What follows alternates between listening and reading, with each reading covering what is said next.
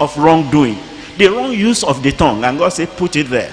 Moses said, God, pardon Miriam, forgive her. God said, Moses, you know, I honor you, I love you, I always respond when you ask, but for this one, leave her there. That's consequence, you know. Miriam was their leprous because of the misuse of her tongue. People are not, they just felt Bible is just history book. It has no effect. But when the effect come on their life, they are running scatter. And to my surprise, some of them will say, why me? I dedicated my life to God. Are you sure? A person who dedicates his tongue to God is gossiping. A person who dedicates his eyes to God is watching pornography. A person who dedicates his body to God is doing masturbation. No, sir, you have not dedicated anything. If we really want the mercy of God, the blessing of God, and the best from God, we will quit evil. Depart ye. Depart ye. That's what God said. Those of you bear the vessel of God. Touch not the unclean thing. God meant business with what he has revealed unto us. So we clean up. Another thing is simplicity. The confidence of children. When you tell children this, they believe you. They trust you. That's what God expects. That's what Jesus told the Pharisee. Except your righteousness, like the righteousness of the children. He said you are converted and become like little children. Because they easily forgive. Two children are playing, something happened. Hey, go away. I will not play with you again. Hey, leave my thing. And then the other one maybe cry or something or go away. And then 10 minutes later, it's come back. And then that thing again, they start, without somebody coming to settle the quarrel. They have forgotten it. They've let go. That's how it's supposed to be. Even before the offender comes to you, to come and say, I'm sorry. Pray it off and forgive and go your way so that you are not hindered. Your prayer is not hindered. The Bible says husband. That is 1 Peter chapter 3 and in verse 7. It says, husband, you dwell with your wife with understanding, because men don't think the way women think. Men has muscular strength. Women have signal strength. Women are more prone to spiritual things than men. That's not the truth. That's how we are made. What a man will do to get a level of spirituality. If a woman spends 30 minutes, she will get to that point. The man is still there 7 hours. That's how it is. But unfortunately for the women, their tongue is their problem. They go up, they come down. They go up, they come down. They are not stable. They are not able to maintain that special endowment that they are sailing in the realm of the spirit. Because it is easier for them to sail than even for men. But they will not. They are busy gossiping here. Some go and join witchcraft and the rubbish thing they are doing about. And so they are down always and almost all the time. But these treasures are there. We need to understand. And then when there is a simple mind, that you take the word of God at face value.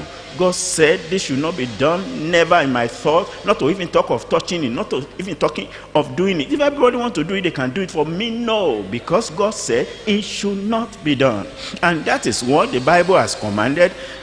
Beware of constituting injury, hurting this little one, because it has consequence. That's why Jesus make reference to what the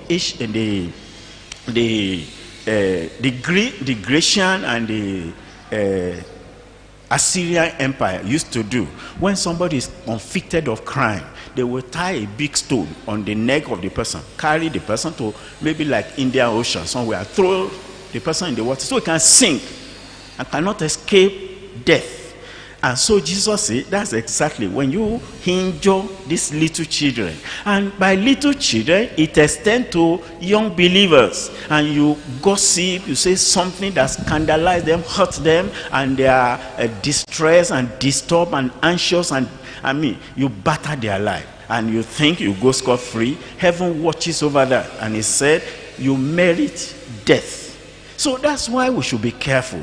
If we really want to get to heaven, we are not joining society. I joined a big church. I've seen it on the screen. Deeper Life is a great church. Nowhere you go in the world, you find Deeper Life. So I am a member of a big church. Are you a believer? That's the question we're asking you. Are you saved? That's the thing that should give you concern. That you are not just saying, I joined a big church. The Bible is talking about a heart cleansed. You know, when we talk of humility, the Bible is pointing to one thing. Holier than thou attitude, discard it. And then we come to what forgiveness is. Forgiveness is not genuine until it has attempted to restore relationship. That does not mean I should still disclose my secret to somebody who is not responsible, who have no integrity. But I'm not having any grudges, I'm not bearing any. My heart is freed.